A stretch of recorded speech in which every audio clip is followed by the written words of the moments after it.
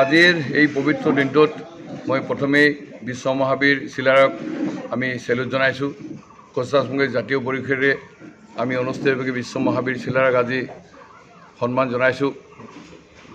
আজি বিশ্ব মহাবীৰ চিলাৰাই অকল কোচ-ৰাজবংশী বা কোচ সাম্ৰাজ্যৰ এগৰাকী সেনাপতি নাছিল।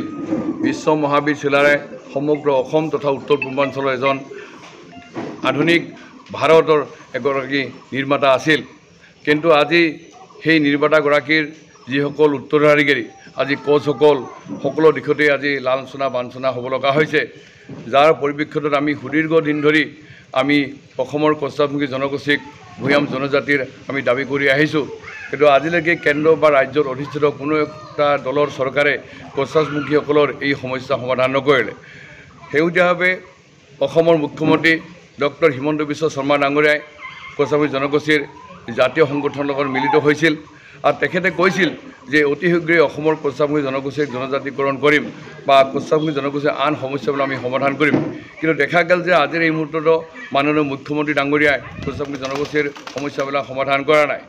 আজি কেইদিনমান আগত যোৱা 5 ফেব্ৰুৱাৰী তাৰিখে মাননীয় মুখ্যমন্ত্ৰী আৰু তেখেতৰ সতীৰ্থ মন্ত্ৰী পীযুষ হাজৰিকা ডাঙৰীয়া আৰু জয়ন্ত বৰুৱা ডাঙৰীয়াৰ উপস্থিতিত কোচ-ৰাজবংশী জাতীয় সংগঠনৰ নেতৃত্বলৈকে মিলিত হৈছিল আৰু মুখ্যমন্ত্ৰী এক যোগাত্মক এটা সিদ্ধান্ত আমাৰ আগত প্ৰকাশ কৰিছে যে কোচ-ৰাজবংশী জনগোষ্ঠীৰ যি জনজাতিকৰণৰ যিটো সমস্যা, যে তেওঁ কৈছে যে অবিভক্ত গোৱালপাৰা জিলাৰ লগতে BTC যি 5খন জিলা আছে এই কোচ-ৰাজবংশীসকলক ভূঞাম জনজাতি হিচাপে মান্যতা প্ৰদান কৰা আৰু ইয়াৰ বাকী জিলাসমূহত কোচ-ৰাজবংশীক OBCৰ পৰিৱৰ্তে মষ্ট আদাৰ বেকৱাৰ্ড ক্লাছ হিচাপে মানে অন্যান্য অতি পিছপৰা জনগোষ্ঠী হিচাপে তালিকাভুক্ত কৰাৰ কথা কোৱা হ'ল।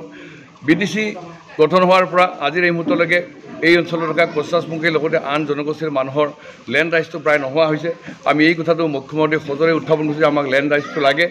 মুখ্যমন্ত্ৰীয়ে গুৰুত্ব সহকাৰে লৈ BTCৰ 5খন জিলাতেই কোচ-ৰাজবংশীসকলক ভূমিৰ অধিকাৰৰ ক্ষেত্ৰত প্ৰটেক্টেড ক্লাছ হিচাপে সন্নিৱিষ্ট কৰাৰ কথা কৈছে। তৃতীয়তে কৈছে কোচ-ৰাজবংশী জনগোষ্ঠীৰ যি আমাৰ মাটি আছে, যে আজি মানে সন্দেহজনক বাংলাদেশী বা বহিৰাজ্যৰ মানুহে আহি আজি